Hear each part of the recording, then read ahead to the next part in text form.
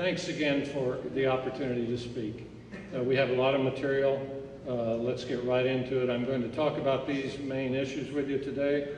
We're going to talk about my book and evidence that came out of the book which tells us the truth about climate change.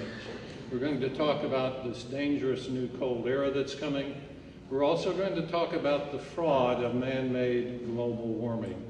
The truth is we have been misled by the United Nations and our own government, Republican and Democratic administrations, about the truth of our climate. You're going to hear the truth today.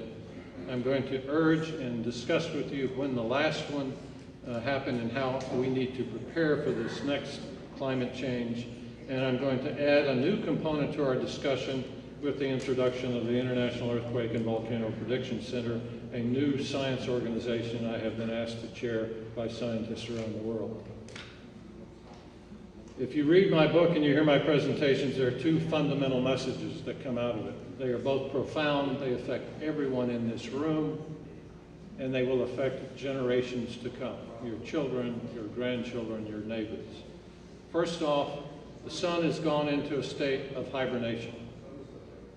My research showed 5 years ago when I first detected this cycle that every 206 years the sun does this. When it goes into hibernation, it cuts back on its energy output. It makes the earth cold. The last time this occurred was in the period of roughly 1800 to 1820, and according to historian John D. Post, it was the world's greatest subsistence crisis because this cold era, this cold phenomena, destroyed much of the planet's crops. Many people starved and froze to death, including here in the U.S. Second, in page 7 of my book, you'll see another important statement that says, when these cold eras come, we also have our worst ever earthquakes and volcanic eruptions. It's amazing that the sun controls so much of our life, and we're going to talk more about that. This is Al Gore's worst slide. Al Gore and company, the United Nations especially, and all the sustainable development people out of the UN and now ensconced in our government structure here in the US, believe that what comes out of our tailpipe controls our climate. I don't agree with that. I believe it's the sun. Do you agree with that the sun runs our climate? Many of us for many years have thought that was the case, but we really never had the evidence we needed. In fact, we have been denied the truth of climate change. One cannot go to the mainstream media and find the truth. It's simply not there.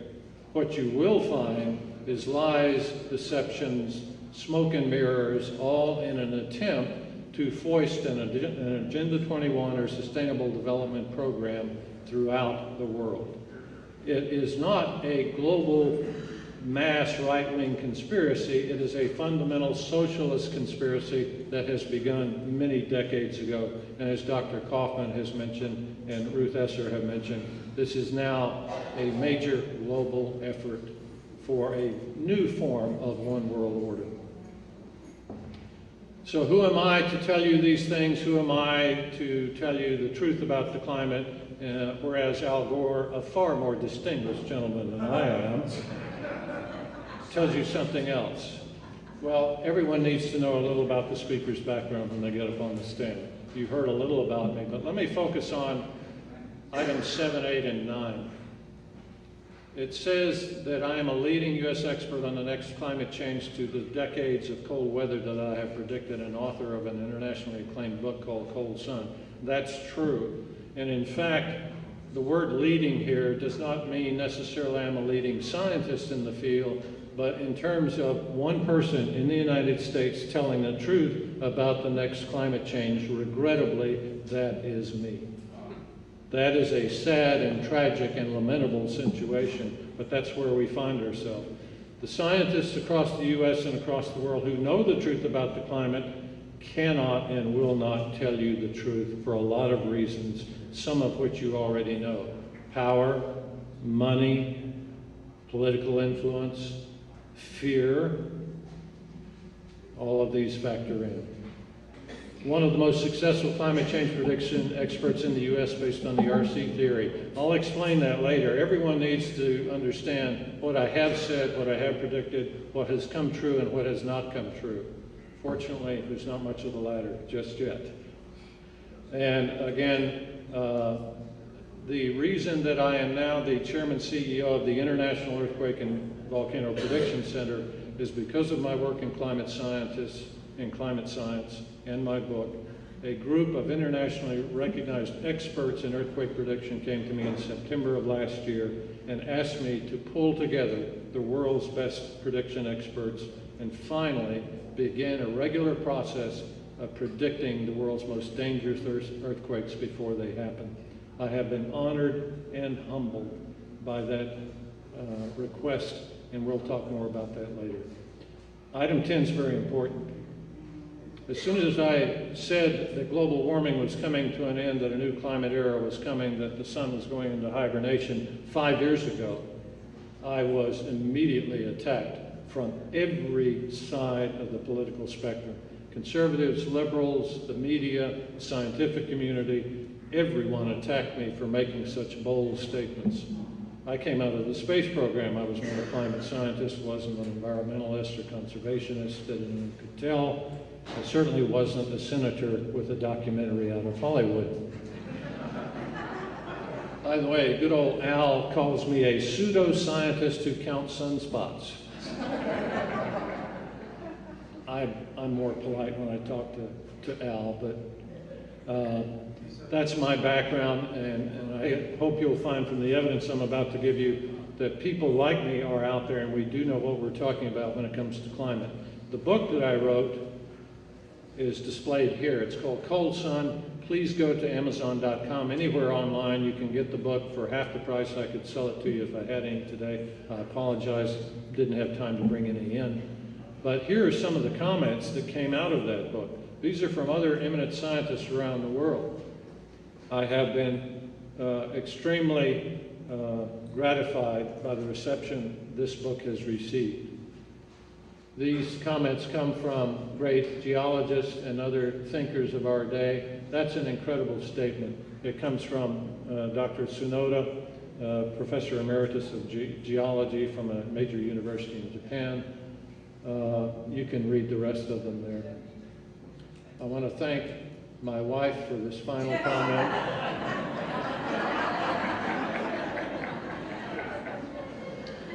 She couldn't be with me today. I asked her to write a more glowing biography and post it on the web, so you may be able to see that later. Thank you.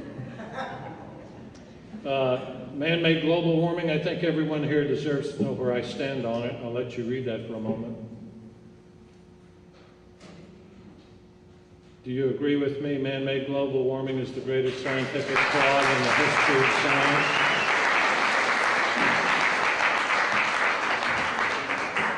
Fortunately, I heard someone else make a comment similar to that. The courageous Senator James Inhofe from Oklahoma has called it one of the greatest frauds ever perpetrated on the American citizenry.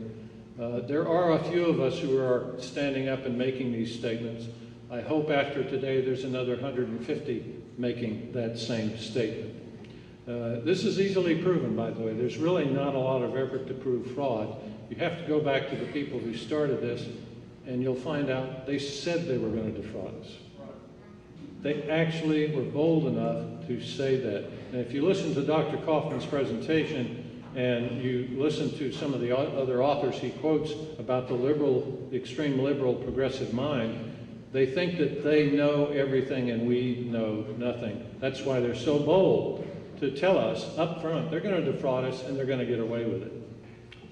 So why is this greenhouse gas theory a fraud? I could spend many hours talking about this. But basically, it came out of the UN. We were told that for the foreseeable future, as long as CO2 continued to go up, the Earth would get hotter and hotter, glaciers would melt and flood the coastlines, inundating major cities. That hasn't happened. In fact, CO2 continues to go up, but guess what's happened to the global temperature? Has it gone up? No. Global temperatures have been dropping. We don't see that on the front page of our papers, we don't see it on the evening news, but that is the reality. I'll show you the data, the same data that the UN uses to produce their fraudulent reports. We're brazenly told by the leading proponents, again, that they were going to deceive us.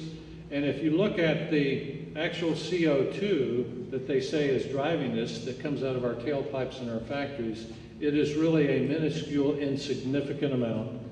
The natural production of CO2 is 20 to 40 times greater than the worst case scenario of mankind's production. But they ignore all that. In fact, the UN reports ignore much of what drives climate, and they had to in order to get this fraud instigated.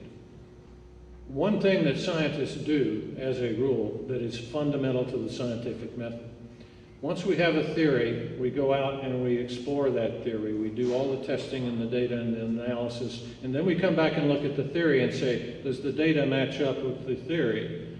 With the UN, it never matches up. If you go to the last UN report on climate from the Intergovernmental Panel on Climate Change, you'll see several scenarios made from 20 different global climate models that predict, based on how much CO2 is produced by mankind, not nature, but mankind, which temperature growth chart will apply. If you go back and look at all of them, none of them worked. Now this is fundamentally important. If you're a scientist or just a layperson, if the theory never works, we should discard it.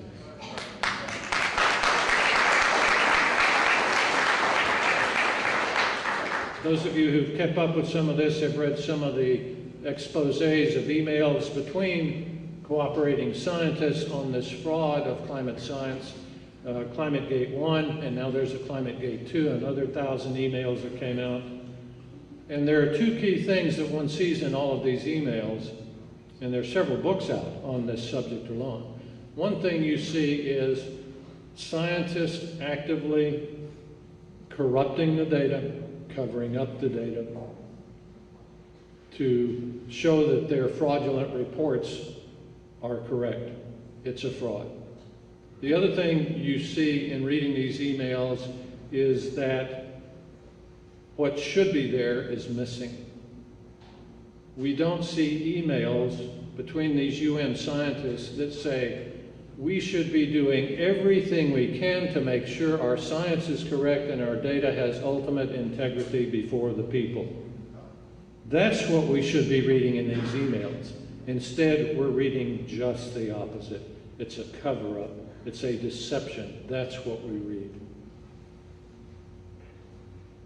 If you go back and you trace the origins of climate change vis-a-vis the UN and its Intergovernmental Panel and the well-described Maurice Strong, you'll find out that all of this got started back in the UK when Margaret Thatcher was trying to battle coal miner union strikes that were devastating their economy. She wanted a way to get out from under coal as a fuel source so she wouldn't have to mess with the unions anymore.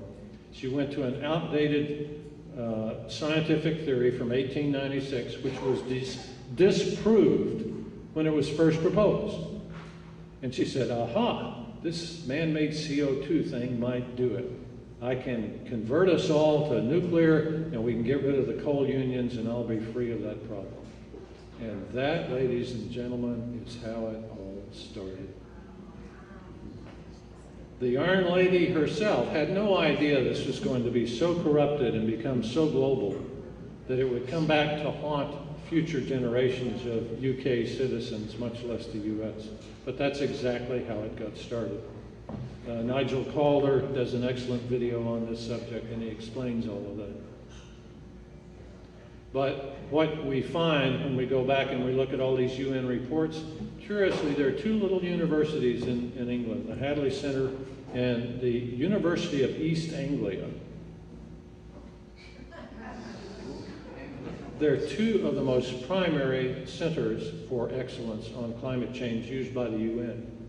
They come out with a database called HAD-CRUF. It's a combined data set of global temperatures and other things.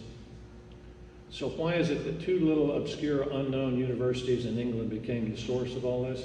Because Margaret Thatcher pumped lots of money into them to tell us, right or wrong, but in a predetermined method, to tell us that CO2 produced by man is at the source of all evil. And now you know the rest of the story. That's how it all began. AGW, anthropogenic global warming as we call it, or man-made global warming, is, as I've alleged, the greatest fraud in the history of science. It is the greatest fraud because of the billions of people who will suffer because of it. But you in this room will not have to suffer, because after you hear the truth today, you'll know what to do in the future. Today, we're going to tell you what your future will be from a climate standpoint. But there's a bridge we all have to cross. I had to cross it 5 years ago. I thought I was fairly up on climate science and just about any other major field of science. I'd just finished a classified project for the White House in Iraq. I was very much doing my own research for various other reasons. I had actually started another book, not Cold Sun, but another one. And then I realized at 2 p.m., April the 26th, 2007, what the truth was. It was a scientific eureka moment, but it also made me very angry and very upset, because at that time, not only did I calculate when the next global climate change was coming and what would happen to us, but I also realized I had been deceived for 20 years and that it was intentional. And that an educated guy like myself could be so well deceived. It was a tough bridge to cross. We all are going to have to cross that bridge. It was a deception from the start. I'm going to quickly go through this because I want to get to the hard data that you need to talk to your friends and neighbors about what's really happening in the climate. Dr. Stephen Snyder, one of the foremost university professors, the late Stephen Snyder, was well quoted on his statements that we have to come up with these scary scenarios about man-made global warming in order to get the media attention, get the politicians and so forth to support it. That's a deception. Al Gore's comment, it's appropriate to overrepresent the facts. That's what a vice president and almost president of the United States said about global warming. This is the kind of people we put in Washington. Oh, this is great. Even if global warming is wrong, we'll be doing the right thing in terms of economic and environmental policy. Isn't that nice? We're going to lie to you, the American people, because we know better what's right for our country economically and environmentally. This gets back to the Gaia philosophy. We want the earth and Mother Earth and the rocks and the streams to be of more priority than integrity among our people. Maurice Strong, by the way, came out of Canada. He was an oil patch guy and then got elevated within the Canadian structure. So this comment from a former Minister of the Environment of Canada is very appropriate. No matter if all the science is phony, there are collateral environmental benefits. Climate change provides the greatest chance to bring about justice and equality in the world. Dr. Kaufman spoke on this justice and equality issue at length. But here is probably the most telling and concise statement about what's happening. We're going to give you phony science. We're going to lie to you. We're not going to tell you the truth about what's happening with the climate, because we have this hidden agenda that we define in the progressive liberal community about what is justice and what is equality. And we're going to force it on you regardless what you want or what you believe. We could go on and on, but let me give you this comment from Maurice Strong. The most rotten apple in the barrel. Maurice Strong, who started the Kyoto Protocols, the Environmental Development Program at the UN, and created the UN Intergovernmental Panel on Climate Change in 1988, really has his own devious, evil agenda. Dr. Kaufman talked about the word evil many times. There's no other way to describe what Maurice Strong is thinking in his head when he starts all these environmental efforts in this climate change program out of the UN. He wants to reduce our industries to nothing. He wants them to collapse. Those are his words.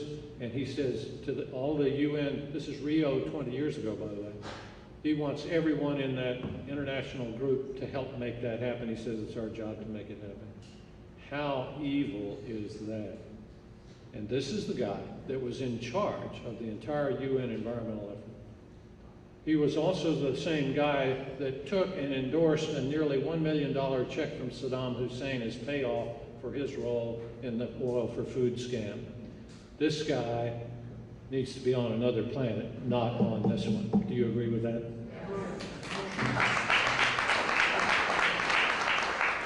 He was fired after the Volcker Commission. He was fired from the UN with congratulations by Kofi Annan for a job well done. And now he's living in China, doing more mischief there. Next chart. We've been through this many times before. Every time there's a cold or warm period, the media and the scientists get their heads together and they say, oh, well, we're going to fry, we're going to freeze. And then 20 years later, we're going to fry again, and then we're going to freeze again. This has been no news. What is different about this modern era, in item 6, the global warming of the last 20 years or so, has been because it followed the very productive and successful modern environmental movement creation. It created among all of us an awareness about our environment, which made us ripe for the fraud that was to follow. We became fertile ground for this new concept that man-made CO2 was ruining the climate. Now, I don't know how much time y'all have, but here I was coming out of NASA, consulting, White House consulting, being a space shuttle engineer, running high-tech companies, and I was totally too busy to go study the climate, to really know who was telling the truth and who wasn't. Once I did, again, I crossed that bridge because I realized I had been deceived. But this has been going on routinely for 150 years. And now here we are in the disastrous global cooling. This chart only talks about the last 110 or 115 years or so. This cycle that I discovered in April of '07 is 206 years long. Every 206 years, going back 1,200 years, the sun goes into hibernation. When I first detected this, I called the top solar physicist at NASA and I said, Dave, I've just run over your data and your forecasts and you're wrong. You're 100% off in what the sun is going to do in the next solar cycle. Now, Dave is, I'll just mention his first name. Dave's a good guy. He's really a good person. But Dave's got his blinders on. He only looks at near-term sunspot trends. And he's written an excellent paper on the 100-year cycle, which I also independently discovered, but he missed completely the 206-year cycle. If you're standing at a railroad crossroads and your car is stalled out, and there's a train conductor there, and he's saying, oh, well, you don't have to worry, the 20-minute train just passed. So you got another 20 minutes, we'll push the car off the tracks. But he has forgotten that the 25-minute train is coming around the bend. And that's what we've got here. The bigger train, the one that's loaded with tons of ore going to the steel plant and at high speed is about to come around the bend, and you don't have 20 more minutes. You've got less than 5. You got to get that car off the track. That's where we are. The cycle has changed over.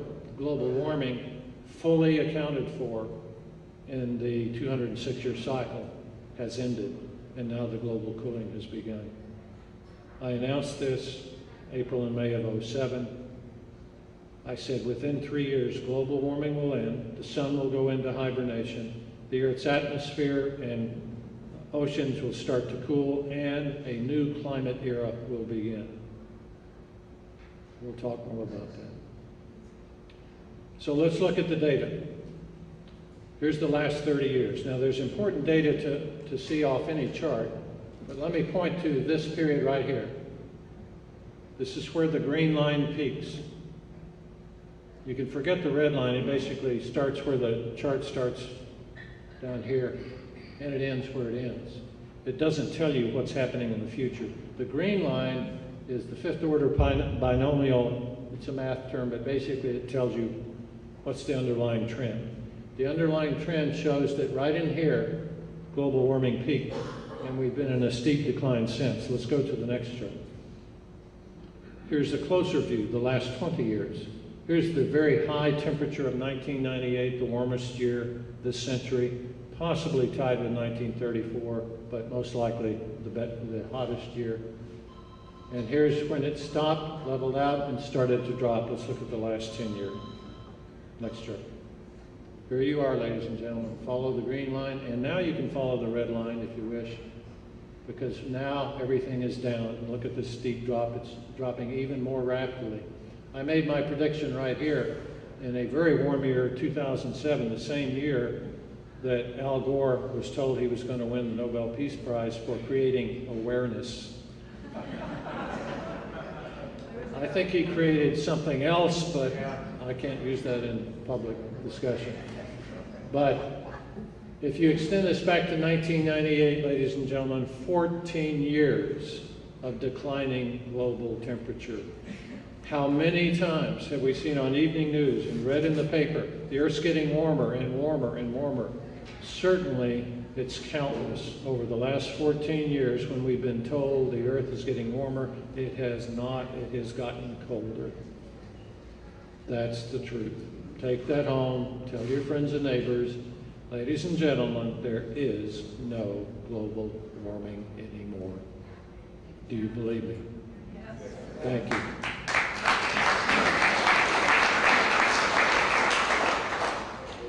Let's look at the details behind what's in the global warming. Let's look at the oceans, because I'll tell you now, as the oceans go, so goes the rest of the planet.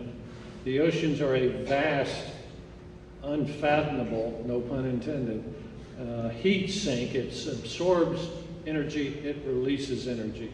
The cycles of the ocean currents, the Al Gore community would have you believe, react just like that. They do not. It takes hundreds or thousands of years for currents in various parts of the Earth to complete their cycle.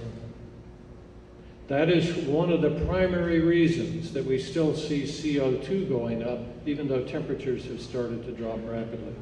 Because the vast majority of CO2 on this planet is in the oceans.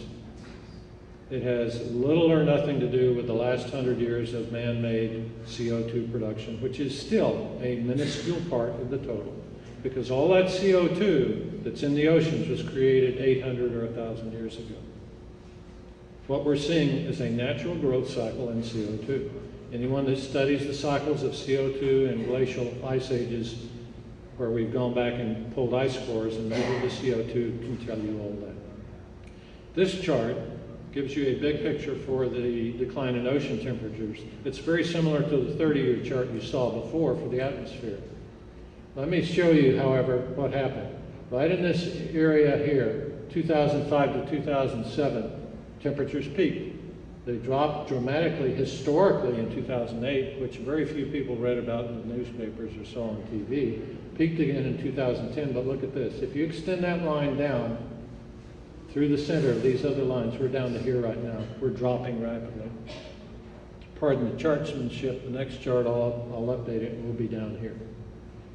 Dropping rapidly. Next chart. When it comes to the ocean temperatures in the northern hemisphere, we follow two primary cycles.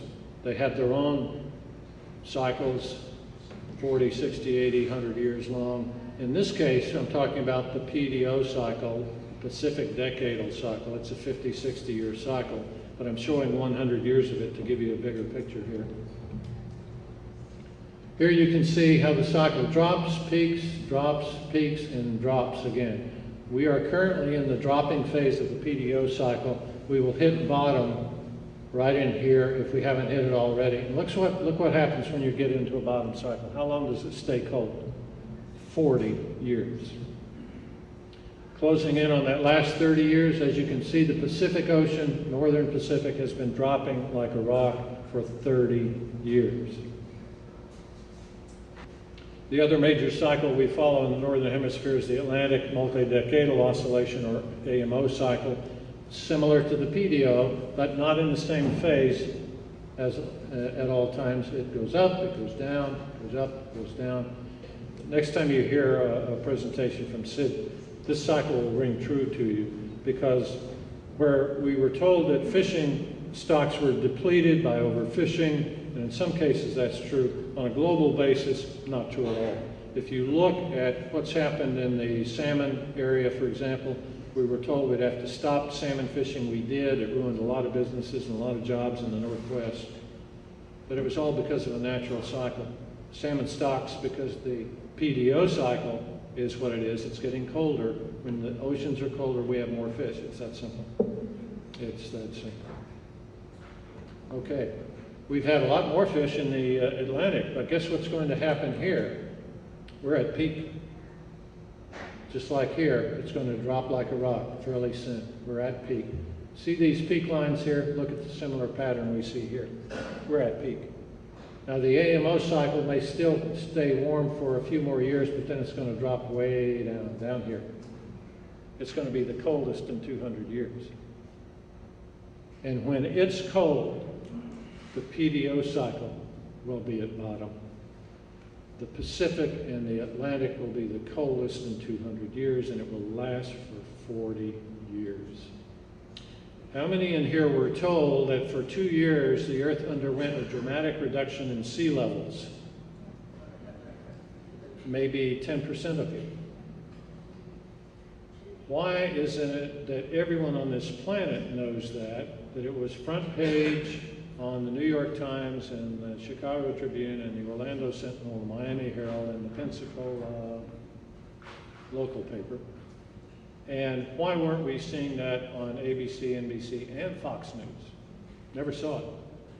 Never saw it. It wasn't a major event. It was being covered up. It was being covered up because it did not fit the UN's climate model. Didn't fit, so you're not going to hear it. As Dr. Kaufman has indicated, the media isn't going to tell you the truth. I am here to tell you, after 5 years of providing all the data to the mainstream media, including Fox News, none of them are willing to tell you the truth. That is very sad. That is very tragic. I think there was a good book, not Cold Sun, a better book, that once said, "The truth shall set you free." And that's what we need more in this country than ever before. This current administration promised to restore scientific integrity to this country. It has gotten much, much worse. Do you agree with that?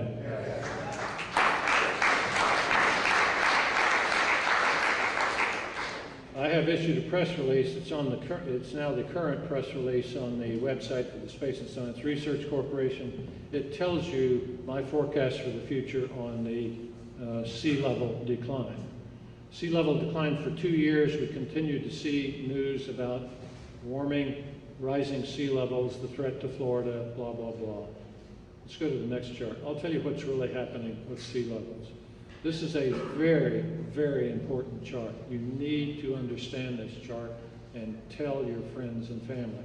This tells you what's really happening with global sea levels. It's the rate of increase or decline, not where it is on any particular day, but how fast it's going up or how fast it's going down. This is the annual chart, and it goes back to 1998. Obviously, sea levels were really growing rapidly during the warmest year of this century, but then they dropped rapidly within a couple of years. In fact, below this line, that means the sea levels are dropping, they're shrinking. Global sea levels shrunk in 2000. We weren't told about that, were we? No. We weren't told again in 2003 and 4 that global sea levels had dropped to a near record low. We certainly weren't told that they broke through the line again in 2007 and 8. In 2007 and 8, that old Al was getting his Nobel Prize. The US government was telling us that the Arctic was disappearing. The head of the Arctic Research Group at NOAA, National Oceanic and Atmospheric Administration, said that by 2008, all of the ice in the Arctic would be gone. That's the lunacy that we have been getting from our government. It went back up, but look what happened again. This is the 2-year drop that we saw on the previous slide. Never before recorded in the era of satellite detection of global sea level. Never before seen. Did anyone see this on the front page? No. Instead, what did we see? Global sea levels are rising. We were lied to. For 2 years solid, we were lied to. In this bottom July of last year, when I last talked about this chart, I predicted it would go back up. It immediately did. Not because I said so, but because the math said so. And thank you. We're back up here, and if you do some simple line drawing, you'll see that the high end should be about here. If you draw a line through these peaks, it should be about here. And the low line, drawing these three, could be way down here in the next cycle. All of this led me to some basic math calculation. I issued a press release that said global sea levels are now on a permanent decline, and we will soon enter a phase where this chart is pretty much reversed, where we'll see mostly below the line readings. And that will certainly come when the PDO and AMO are in phase and we have 40 years of record cold temperature in the oceans. The way sea level rises, ladies and gentlemen, is not because of how much gas we put in our cars and trucks. It comes from the heating of the ocean. What causes the heating of the ocean? Other than Al Gore's ego, it's the sun. The sun heats the earth. The sun heats the oceans and expands the water, and that's what causes sea level rise. Now that the sun is going into hibernation, it's lockstep. We're in for a global sea level drop for decades. That phase has already begun, and this chart, sea level annual rate of decline, proves it. So who can you trust? We can't trust the TVs, we can't trust the media, mainstream media. Some papers are very good, but most are not. Who can you trust? Can you go to NASA and find the right data? Not the current NASA. The last NASA administrator was effectively fired for not following President Obama's climate change policies. The president put in another guy he thought he could manipulate, Major General Charlie Bolden, an astronaut who has been embarrassed by our president, and yet he's a trooper, he's staying in there, but he knows the truth.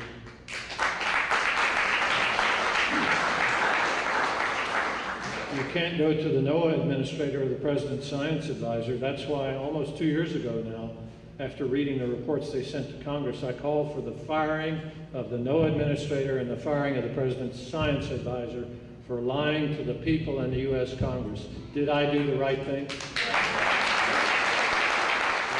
My friend, is the ongoing tragedy we have in our country.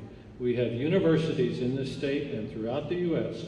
and very good scientists who have sold out us, who have sold out the Constitution, who have sold out their job and their integrity for the almighty dollar given to them by President Obama to do only man-made global warming climate science. Have they done us a disservice? Yes. But we can change this overnight. We put a new guy in the White House who can get rid of this fraud and overnight issue a real executive order that says, I'm not going to fund any more man-made global warming climate research, and you better start telling the people the truth about this new cold era and get us prepared. And I will fund that overnight. Every university and every climate scientist will all of a sudden say, aha, I knew this all along. Yeah, I'll be glad to do that research for you.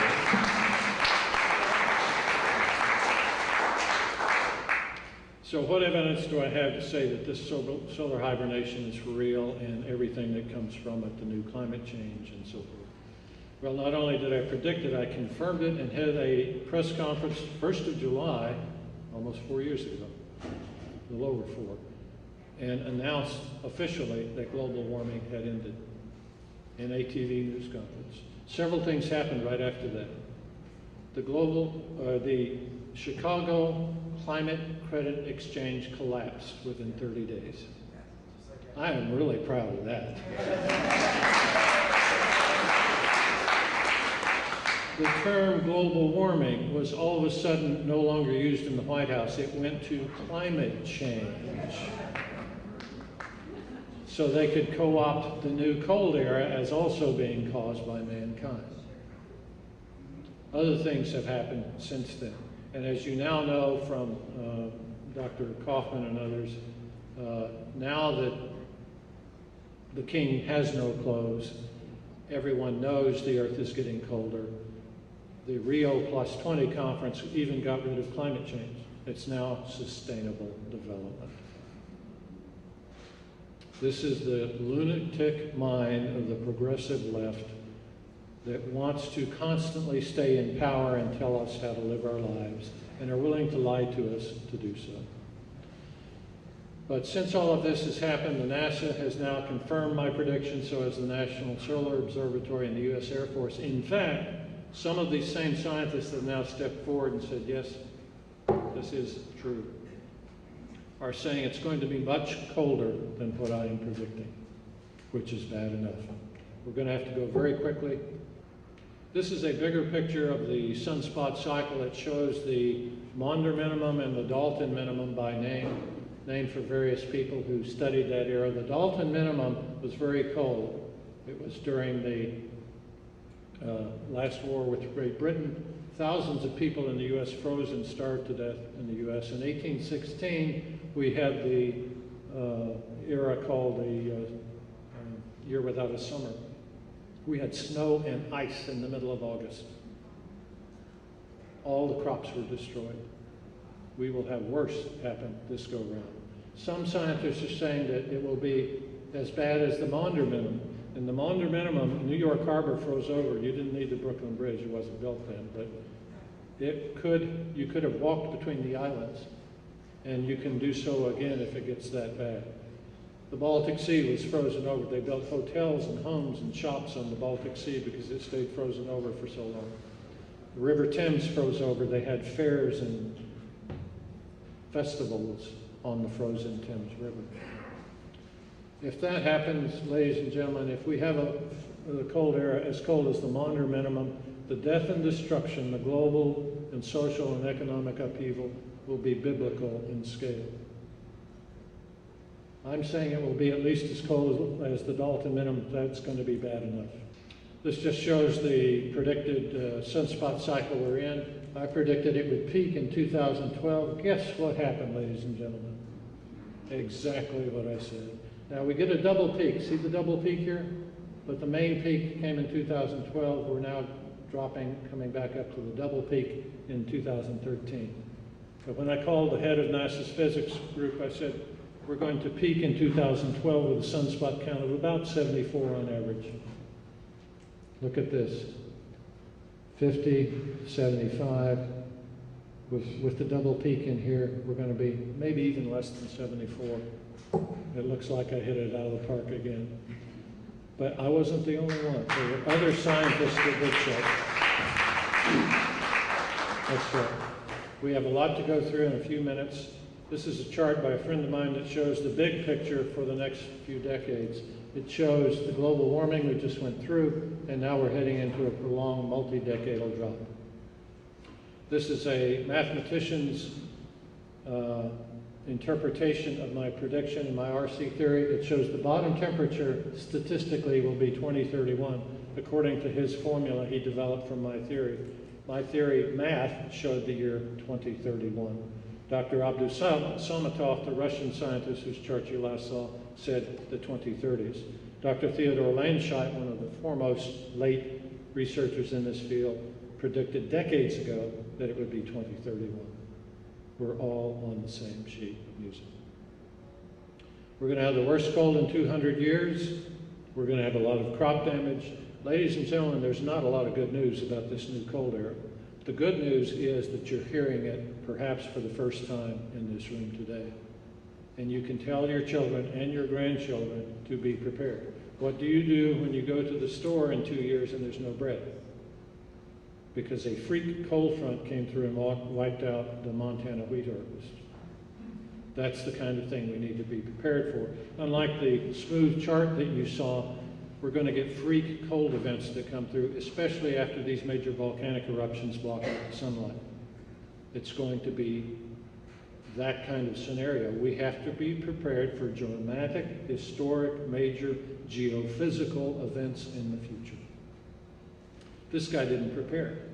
He went into one of the worst winters to take over Russia in 1812 and came back not with 600,000 men that he started with, but 40,000.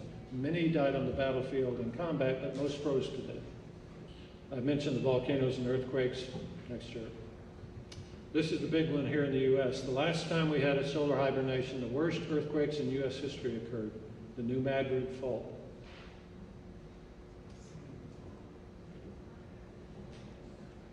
This fault, still there, still active. It could break open again. If it does like it did the last time, it will devastate the U.S. economy beyond measure. Much of the economic traffic of the U.S. crosses the Mississippi in this area, from southern Tennessee up through Indiana. The Wabash seismic zone combined with the New Madrid Fault, when they rupture like they did the last time, we could see 3 magnitude 8 earthquakes within a few months' time. Now, what does that mean? Well, it means no bridges, no railway, no interstates. All shut down, broken apart, and you can't fix them for years. In fact, the problem we had with the last fault rupturing in 1811 and 1812 was the fact that by the time people got in there to help those who had been devastated and started rebuilding, the next big quake came along and destroyed everything they built. We won't be able to go in and rebuild for a long period of time. This record earthquake in Japan, we all know about, the Fukushima Daiichi nuclear plant that was destroyed. We all know about that. This is a depiction. Here's an inset that shows Japan. This is a close-up. Here's the epicenter. And of course, this area was devastated. 10 months prior to this, I issued a press release saying, we have now entered solar hibernation. All the math shows that we're going to have record earthquakes from now on. 10 months later, this occurred.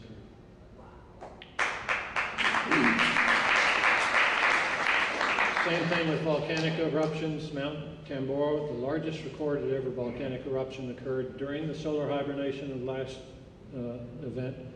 We're going to see more of this for the future. Next. As a result of my work on climate change, a group of scientists came to me in September of last year and said, we really like what you're doing to tell the truth about the climate. Now we need you to bring all the world's best prediction experts on earthquakes together to form a new entity so that we can start saving tens and hundreds of thousands of lives each year by predicting earthquakes. Ladies and gentlemen, we can do that now. And we have just begun to do so. Here are just some of the scientists involved. You can go to the website, ievpc.org, and read all about it. These events are coming. They tend to follow the ring of fire, but not necessarily. This is the one we predicted. It is imminent. It could happen any day now. It's off of Kamchatka. It will send a tsunami across the Pacific. The next big one, and the really big one, will be right here, south of the Philippines in the Malacca Sea. 2.5 million lives are at risk. We're trying to get the word out. Next. So what can you do? Be prepared. Be prepared for not having enough food. Be prepared for the panic, more important, that will come by people who are uneducated and think the government will take care of them. 40% of Americans think it's the government's job to care for them. What do you think these people will do when there's no food on the shelves? Be prepared. Bottom line, item 7, we heard it from the gentleman over here. Don't just walk away and say, wow, that was an interesting presentation. Ladies and gentlemen, you must prepare. Thank you all.